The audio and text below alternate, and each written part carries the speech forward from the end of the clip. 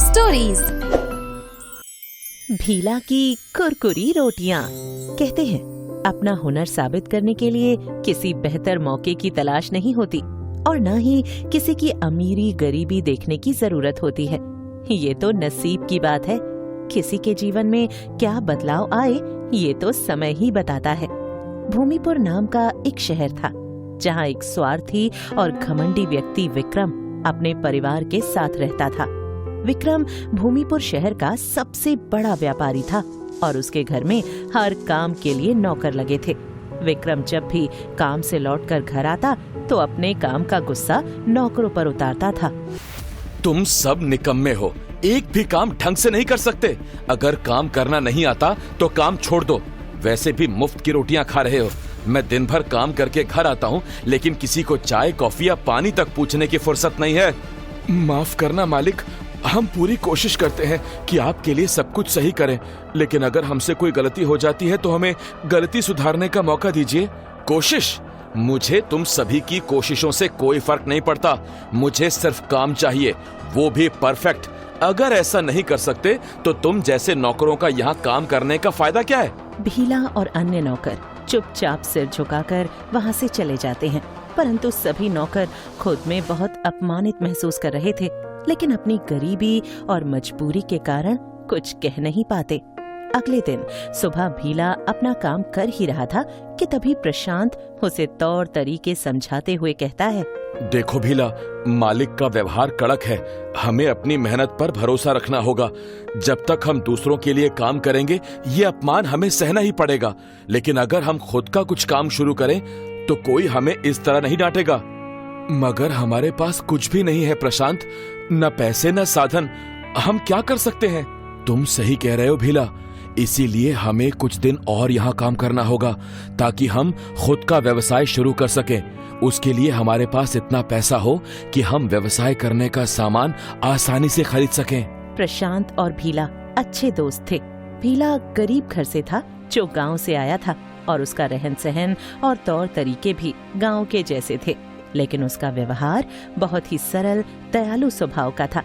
परंतु वो किसी निर्दोष व्यक्ति को बिना गलती के सजा देते हुए नहीं देख सकता था, जिस वजह से उसने सभी नौकरों का पक्ष लेते हुए विक्रम को उसकी असली पहचान याद दिलाई। भीला विक्रम के घर साफ सफाई और कभी दूसरे नौकरों को खाना बनाने में मदद करता, जिससे वो कुछ पैसे कमाकर अपने परिवार को गांव भिजवाता। हर दिन की तरह वो घर की साफ सफाई कर रहा था, तभी गलती से उसके हाथ से कांच का शोपीस मग गिर गया, जिसे देखकर विक्रम ने गुस्से से चिल्लाते हुए कहा, तूने ये क्या कर दिया? तूने मेरी इतनी कीमती चीज तोड़ दी। पिछली बार तो अकड़ से जवाब दे रहा था, अब बता तेरे लिए इसकी क्या सजा होनी चाहिए? माफ कर दीजिए मालिक, गलती हो गई। इसकी भरपाई आप मेरी तनख्वाह से काट लीजिए। तेरी औकात नहीं है इसके पैसे देने की। रहने दे। इस कीमती और शानदार चीज को खरीदने के लिए तो जैसे इंसान को पूरी जिंदगी लगेगी। अभी तो माफ कर रहा हूँ, अगली बार माफ नहीं करूँगा। विक्रम गुस्से में चिल्लाता है, जिसे सुनकर भीला की आंखों में शर्म और बेबसी के आंसू थे। उसने बिना कुछ कहे चुपचाप काम खत्म किया और अपने कमरे में चला गया। विक्रम के इस घमंड और गुस्से से उसके अपने परिवार वाले भी परेशान थे। आज का माहौल देखकर उसकी पत्नी शुभांगी ने उसे समझाते हुए कहा, विक्रम, ये तुमने गलत किया। भीला ने जानबूझकर कोई गलती नहीं की थी। ये नौकर भी इंसान है। अगर तुम उनसे अच्छे से पेश आओगे तो वो और अच्छा काम करेंगे और हमेशा की तरह हमारे वफादार रहेंगे। शुभांगी, बस करो नौकरों का पक्ष लेना। वैसे तुम औरतों को इन बातों की समझ नहीं है। गैर इंसान पर इतनी संवेदनशीलता दिखाना भी ठीक नहीं है। अगर मैं सख्ती नहीं करूंगा तो ये सभी नौकर कामचोर हो जाएंगे। विक्रम, जरूरी नहीं सभी इंसान एक जैसे हों। कुछ गलतियां खुद में भी होती हैं। तुम्हें अपने व्यवहार में बदलाव लाना होगा। विक्रम, दुनिया में सिर्फ पैसा ही सब कुछ नहीं होता है। अगर तुमने इंसानियत खो दी तो तुम्हारे पास कुछ नहीं बचेगा, निराशा के अलावा। मुझे तुम्हारी सलाह की जरूरत नहीं है और बदलाव मुझ में नहीं, तुम अपने अंदर लाओ। शुभांगी की बातों को विक्रम अनसुना करके सो जाता है, लेकिन उस रात प्रशांत के पास में लेटा हुआ भीला बिना कुछ खाए खुद पर बेबस होते हुए सोचने लगा कि क्या उसकी जिंदगी हमेशा इसी तरह अपमानित और गरीबी में कटेगी। उसने खुद से सवाल किया, क्या मैं कभी अपनी मेहनत से कुछ हासिल नहीं कर सकता? तभी अचानक से प्रशांत की नींद खुल जाती है और वो भीला को तसल्ली देते हुए कहता है, भीला, तुम ज्यादा मत सोचो, मैं समझ सकता हूँ इस वक्त तुम्हारे दिल पर क्या बीत रही है, पर अभी हम पर बुरा वक्त है जिसका सामना हमें किसी भी हाल में करना होगा। तुमने सही कहा प्रशांत, कठिनाइयां तो आती रहेंगी जीवन में। प्रशांत की बातों ने भीला को थोड़ी तसल्ली दी, लेकिन उसके मन में अभी भी वही सवाल थे। उसे समझ में नहीं आ रहा था कि वो कैसे अपनी हालत सुधार सकता है। अगली सुबह भीला और प्रशांत अपने अपने काम में लग गए। हर दिन की तरह शुभांगी नौकरों को उनके काम बताने आई, जिसके बाद उसने भीला से शर्मिंदा होते हुए कहा, भीला, मुझे पता है कि तुमने बहुत अपमान सहा है। विक्रम की तरफ से मैं तुमसे माफी मांगती हूँ। उन्हें तुमसे इस तरह बात नहीं करनी चाहिए थी। नहीं नहीं मालकिन, अब मुझे आदत पड़ चुकी है मालिक का गुस्सा झेलने की। वैसे भी आप शर्मिंदा मत होइए। अच्छा मालकिन, ये बताइए आज मुझे काम क्या करना है? भीला और प्रशांत, तुम दोनों बाजार से सब्जियां खरीद कर ले आओ, क्योंकि सब्जियां अधिक मात्रा में लेकर आनी है। और हाँ, तुम दोनों भी अपने लिए बाजार से कुछ खरीद लेना मेरी तरफ से। नहीं मालकिन, आप हमें समझते हो, बस यही हमारे लिए बहुत है। प्रशांत और भीला घर का सामान लेने बाजार गए तो उन्होंने देखा कि बाजार में कुछ खाने की दुकानों पर अधिक भीड़ थी, जिसे देखकर उसे उसके गांव में बनाई जाने वाली खास रोटियों की याद आई, जो कुरकुरी होती थीं और सबको पसंद आती थीं। और फिर भीला ने प्रशांत से कहा, ये क्या, ये लोग सिर्फ अंडे पर रोटी रखकर थोड़े से मसाले छिड़क रहे हैं। क्यों ना मैं शहर में अपनी एक छोटी सी कुरकुरी रोटियों की दुकान खोल लूं, जिसे हर गरीब व्यक्ति आसानी से खा सके। हाँ भीला, ये तरकीब अच्छी है। हमारे पास तो तुम्हारा हुनर है। तुम्हारी हाथों की बनाई रोटियां कितनी स्वादिष्ट होती हैं। क्यों ना हम इसे ही आजमाएं। हाँ प्रशांत, आजमा तो सकते हैं। उसके लिए ज्यादा पैसे भी जुटाने नहीं पड़ेंगे। हाँ भीला, मैंने तुम्हें पहले ही कहा था, अगर हम अपना हुनर दिखाएंगे तो हमें भी लोग पहचानेंगे। तुम्हारी कुरकुरी रोटियों का स्वाद तो सबको पसंद आएगा। हमें बस शुरुआत करनी होगी।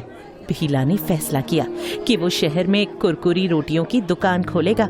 ये विचार उसके मन में इतना गहरा बैठ गया कि उसने अपनी सारी बातें शुभांगी को बताते हुए कहा, मालकिन, आपने हमेशा मुसीबत के वक्त मेरी मदद की और मुझे कभी एहसास नहीं होने दिया कि मैं गरीब हूँ, पर मैं अब खुद का व्यवसाय शुरू करना चाहता हूँ। मुझे सब पता है भीला, प्रशांत ने मुझे सब कुछ बता दिया।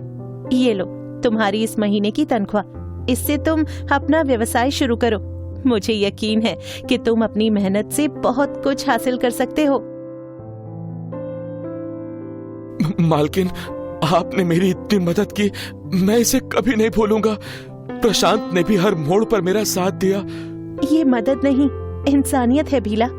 बस अपना काम दिल से करना और अपने सपनों को सच करना। और हाँ, विक्रम को जरूर माफ कर देना। उनकी बातें कठोर जरूर हैं, लेकिन दिल कोमल है।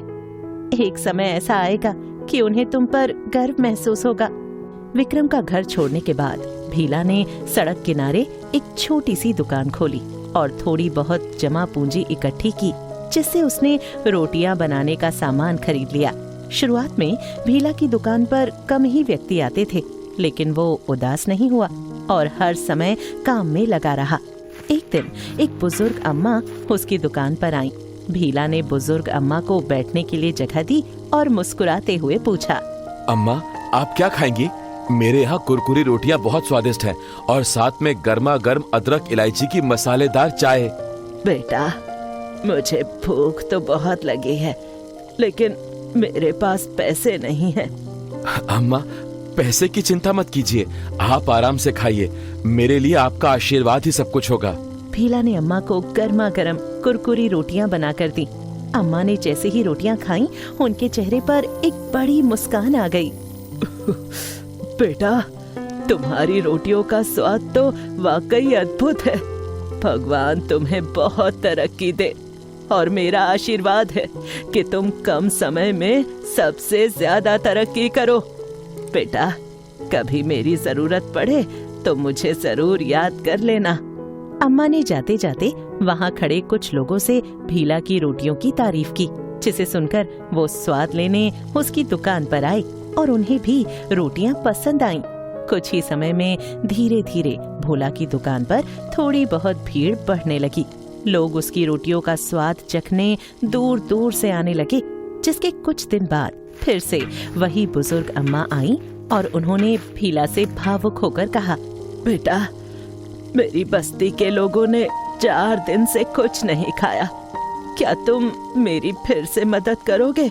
उन गरीब लोगों के बच्चे भूख से बेहाल हैं और कुछ बच्चों की तो भूखे रहने से तबीयत भी खराब हो गई है। अम्मा, आप फिक्र मत कीजिए, मैं आपकी मदद जरूर करूंगा, क्योंकि मैं भी एक गरीब इंसान हूँ और गरीबी क्या होती है मुझसे बेहतर कोई नहीं समझ सकता।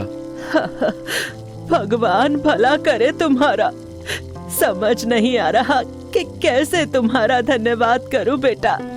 मैंने सबसे मदद मांगी, लेकिन मेरी मदद किसी ने भी नहीं की। सब ने मुझे बेइज्जत करके भगा दिया, परंतु तुमने मेरी मदद की। भीला ने पूरी रात मेहनत करके बुजुर्ग अम्मा को कुरकुरी रोटियां मुफ्त में बनाकर दी। कुछ दिन बीत जाने के बाद भीला ने अपने दयालु स्वभाव, मेहनत और ईमानदारी से ग्राहकों का दिल जीतना शुरू कर दिया और वक्त के साथ भीला की कुरकुरी रोटियां शहर में मशहूर होने लगी।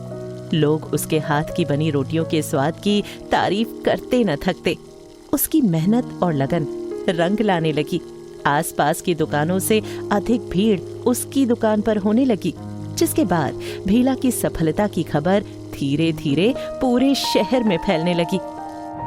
एक दिन विक्रम की गाड़ी अचानक खराब हो गई, जिसे देखकर उसने मन में सोचा, छह, सभी मुसीबतें अभी आनी थी। कुछ दिनों से ठीक से खाना भी नसीब नहीं हुआ और ना ही सोना। काम की वजह से भूख इतनी बढ़ रही है कि कुछ भी मिल जाए अब खाने के लिए। गाड़ी को ठीक होने में अधिक समय लगने की वजह से उसने कुछ दूरी पर देखा कि एक खाने की दुकान सामने थी। वो तुरंत उस दुकान पर आया और अपनी आंखें मसलते हुए भीला से कहा, है? क्या तू वही भीला है जो मेरे यहाँ नौकर था? हाँ मालिक, मैं वही भीला हूँ। ये सब आपकी दी गई सीख और मेहनत का नतीजा है। बीता वक्त सिर्फ एक सबक था। भीला को एक सफल व्यापारी के रूप में देखकर विक्रम चौंक गया, जिसके बाद भीला ने विनम्रता से विक्रम का स्वागत किया और ये देखकर विक्रम को अपनी गलती का एहसास हुआ। उसने भीला से कहा, भीला, मैंने तुम्हें हमेशा गलत समझा, लेकिन आज मैं देख रहा हूँ तुमने अपनी मेहनत से सब कुछ बदल दिया। मुझे माफ कर दो भीला। मालिक, इंसान अपनी गलतियों से ही सीखता है। मैं आपसे नाराज नहीं हूँ। आपकी डांट ने ही मुझे खुद पर भरोसा करना सिखाया। खैर, छोड़िए ये पुरानी बातें। मैं आपको मेरी दुकान की सबसे खास और मसाले वाली चटपटी कुरकुरी रोटी खिलाता हूँ। वाह भीला, तुम्हारे हाथ में तो जादू है। इससे अच्छी और कुरकुरी रोटी मैंने आज तक कभी नहीं खाई। और दो भीला, 3 रोटी। बहुत अच्छी और कंची लग रही है। आहा, मजा आ गया। विक्रम को भीला की कुरकुरी रोटियां इतनी पसंद आईं कि उसने दुकान की आधे से ज्यादा रोटियां घर के लिए पैक कराईं और वहां से निकल गया। विक्रम के हाथ में आम सा झोला देखकर शुभांगी हैरान होते हुए बोली, भीला की कुरकुरी रोटियां? इसका मतलब विक्रम, तुम्हारी मुलाकात भीला से हुई क्या? उसने खुद का व्यवसाय शुरू किया? हाँ शुभांगी, पहले ये लो कुरकुरी रोटियां। भीला ने खुद अपने हाथों से बनाई है। लेकिन शुभांगी, मुझे भीला पर चिल्लाना नहीं चाहिए था। क्यों ना मैं भीला की उस छोटी सी दुकान को बदल के एक अच्छी दुकान उसे तोहफे में दूं? मुझे बहुत खुशी हो रही है आप में ये बदलाव देखकर। वाह, बहुत मजेदार कुरकुरी रोटियां बनाई है भीला ने। मजा आ गया खाकर। अगले दिन शुभांगी और विक्रम ने भीला के लिए एक नई दुकान बनवा दी, जिसके कुछ समय बाद भीला की दुकान बड़े स्थान पर शिफ्ट हो गई, जहां उसके नाम की नेम प्लेट चमक रही थी, जिसे देखकर भीला ने भावुक होकर विक्रम और शुभांगी का धन्यवाद किया और अपनी कुरकुरी रोटियों के साथ अन्य स्थानीय व्यंजन भी परोसने शुरू किए, जिसका स्वाद ग्राहक प्रसन्नता से लेने लगे थे। इसी तरह भीला की मेहनत लोगों के लिए एक प्रेरणा बन गई। कहानी से सीख। इंसान अपने हाथ की रेखाओं से नहीं, बल्कि अपनी मेहनत से अपनी तकदीर बनाता है। खुद पर विश्वास और अपने हुनर के दम पर कुछ नया करने का साहस होना चाहिए। आत्मविश्वास हमें किसी भी मुश्किल वक्त से लड़ने की ताकत देता है। बस हमें उसे समझने की आवश्यकता होती है। आपको हमारी कहानी कैसी लगी? पसंद आई हो तो लाइक शेयर जरूर कीजिएगा। और आगे किस तरह की स्टोरी देखना चाहेंगे हमें कमेंट करके जरूर बताइएगा। और हाँ, जिन्होंने अब तक हमारे चैनल को सब्सक्राइब नहीं किया है वो जल्दी से सब्सक्राइब कर लें। बेल आइकन दबाना न भूलें